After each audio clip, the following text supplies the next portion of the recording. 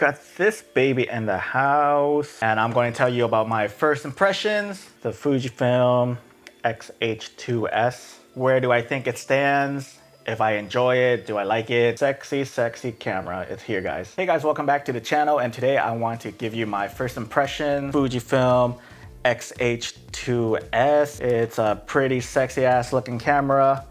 I like the ergonomics of this camera. It's pretty cool. I like the weight of it, the feeling of it. It is very, very nice. But there are things that I don't like. Fujifilm didn't send me this camera. I actually bought this camera with my own money. Now, ever since I moved to Portugal, I've been trying to get in touch with them, the Fujifilm Portugal, but none of them got back to my emails or my DMs. So I just went ahead and bought the Fujifilm XH2s. Now, everything is more expensive by a couple hundreds of dollars. I didn't want to do it, but here we are. I have it in my hand. That also means that I can make jokes again. You hear that, Fuji? Like, get your shit together and hit me up so I can talk nice about you and your product. Otherwise, I'm switching to Sony. You don't think I would do it? I did it before, and I'll do it again. That's why I don't want you in the room, because I do cringy shit like this. I can hear it from the other room. Oh. But the editing is gonna look nice. I agree. This was an expensive bit right here. So please watch my videos so I can recoup some money from Google AdSense. Please. Please.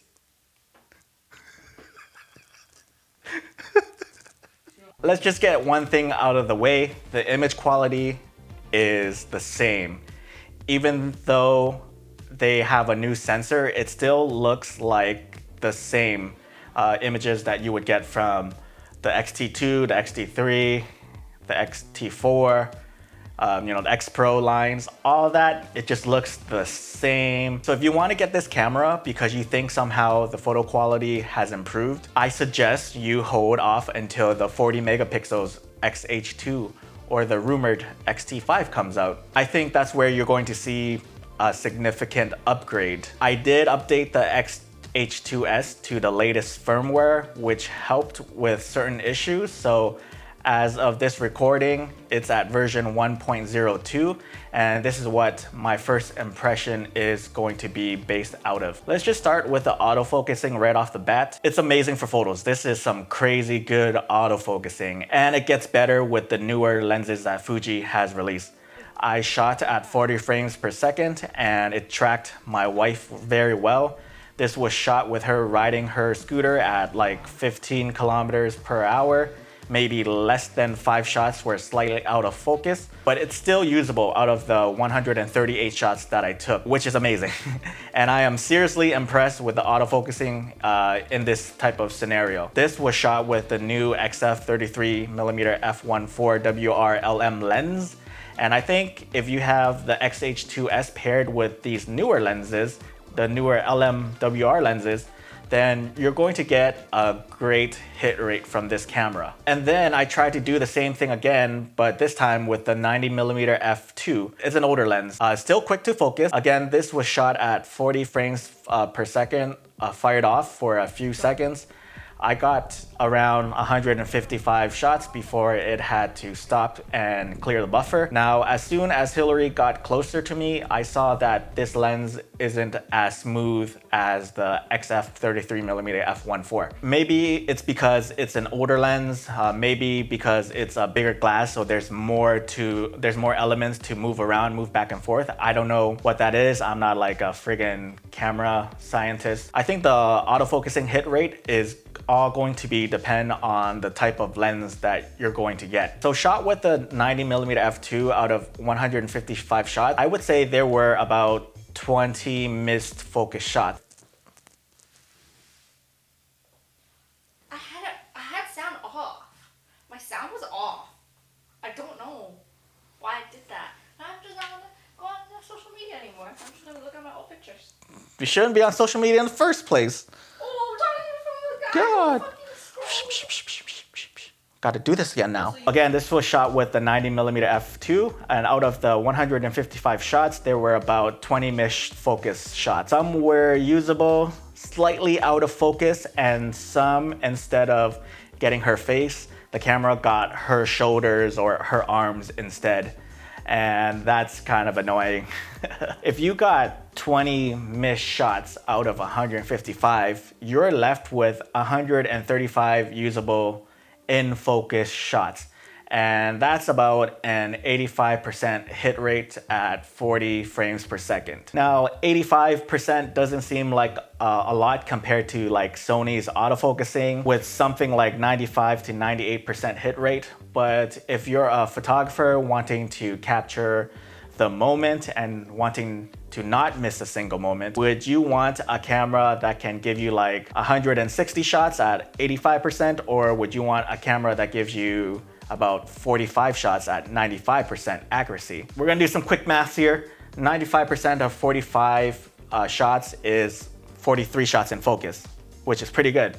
But 85% of 155 shots is 135 shots in focus. So there's levels to this. If you're a sports and wildlife photographer, you're going to love this camera just for that alone. The more shots you can get in focus, the more options you will have to choose when you're selecting photos. Now for video autofocusing, I still need to do a separate testing on that, because when I was doing the autofocusing tracking with the two lenses, both gave me different results. So I'm just going to have to sit down and mess around with the settings. That would be for a separate video later on. So make sure you subscribe. So far, I can say that Fujifilm lenses are not made for smooth rack focusing pulls. It's still jarring when it autofocuses, especially on the 90mm f2. But I'll just wait until I do some more testings, but this is what I am finding so far with my first impressions. The body of this camera is like a mini GFX 100S. It's a very good looking camera, almost looks like a Sony a7 IV minus a few things. Some people are going to like this, some people are going to hate this. If you're just a photography purist and you fell in love with Fujifilm for its button dials and stuff like that, you're probably not going to like this camera and how it feels. But me personally, I like the way this camera feels in my hand. The grip and body feels very nice to hold. One thing I don't like is the top display, top-down display. I think it's just a waste of space right here. This could have been better implemented. And again, this is like a flagship camera, so I don't know why we need this. This could have been like another dial or something like that. So I'm pretty sure most people will agree that this top-down display is just a waste of space. Like I'm pretty sure no one asked for it and no one ever said anything nice about this. It's like the friggin' MacBook Pro, like back in the days when they had the touch bar. Like no one gives a shit about that. Same thing with the XH2. No one gives a shit. I don't know why this is even in here. So Fujifilm, like, you fucked up.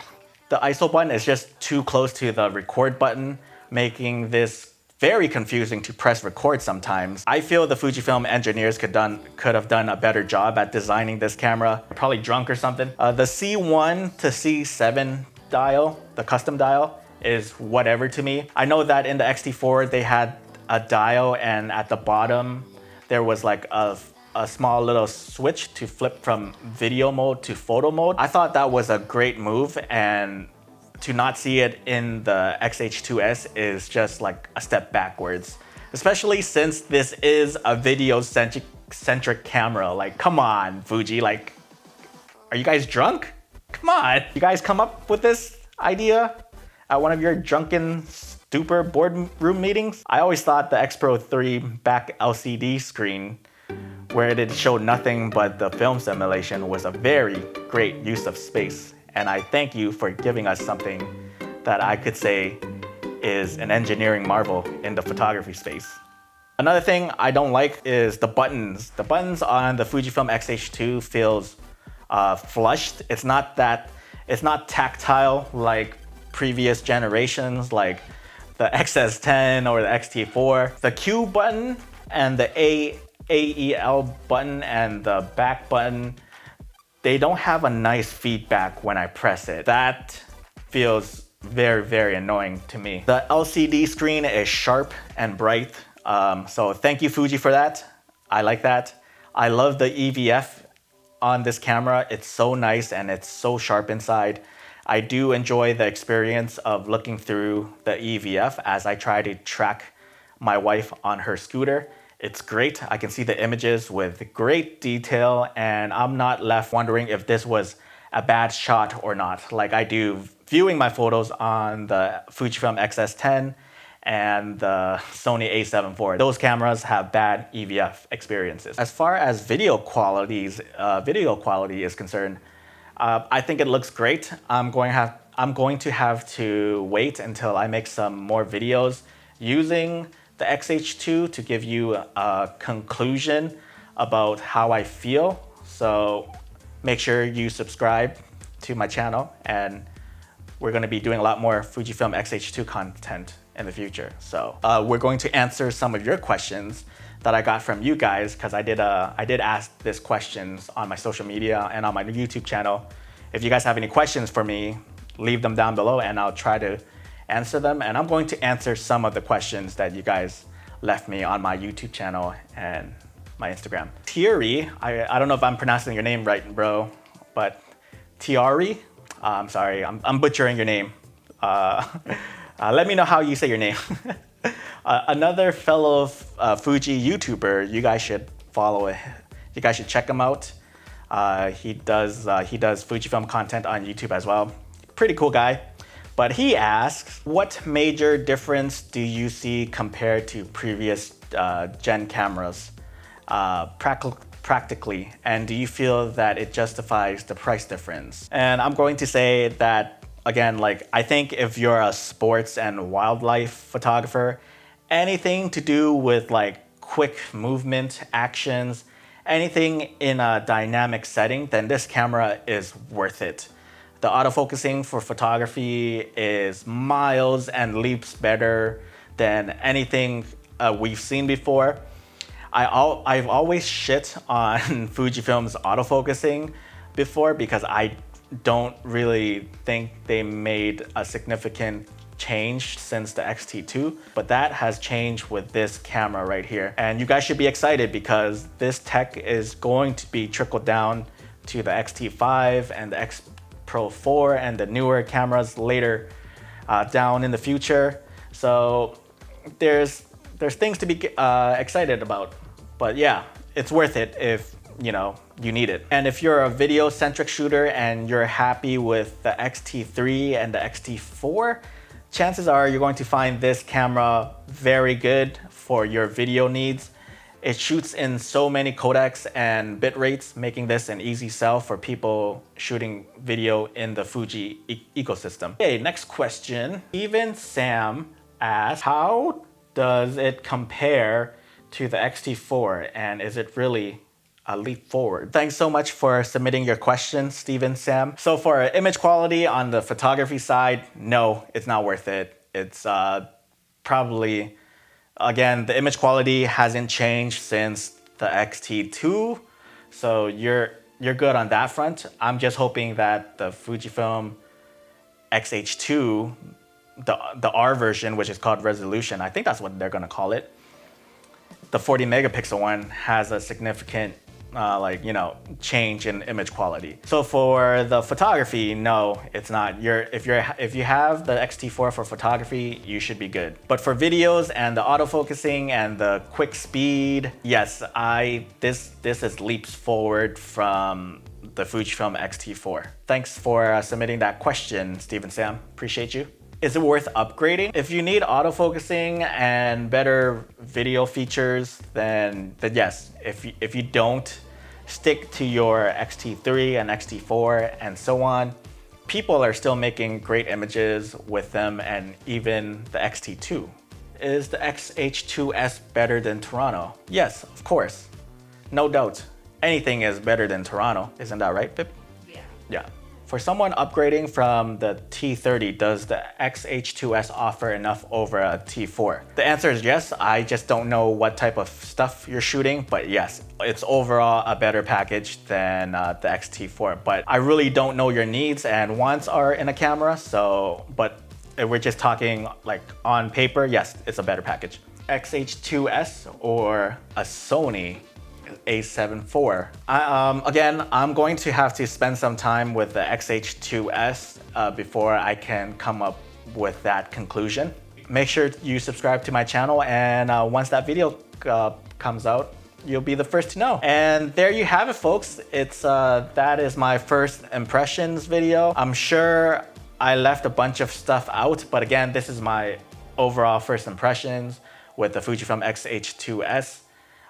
So far, I've shot it for like a week now, and I kind of like it, but for video, I'm not really too sure of how the image and the autofocusing works just yet. So I still have to figure that out. I still have to figure out the little quirks that this camera has. So if you want that full review, make sure to hit that subscribe button so that you'll be notified when that video comes out. And let me know your thoughts on this camera. Do you have it? Do you own it? Do you like it? Love it? Hate it? I'm curious to know your thoughts on it. Don't forget to follow me on my social media. That's where you're going to see more of my work at Iamtongue. And once again, my name is Tongue, and I'll see you in the next video.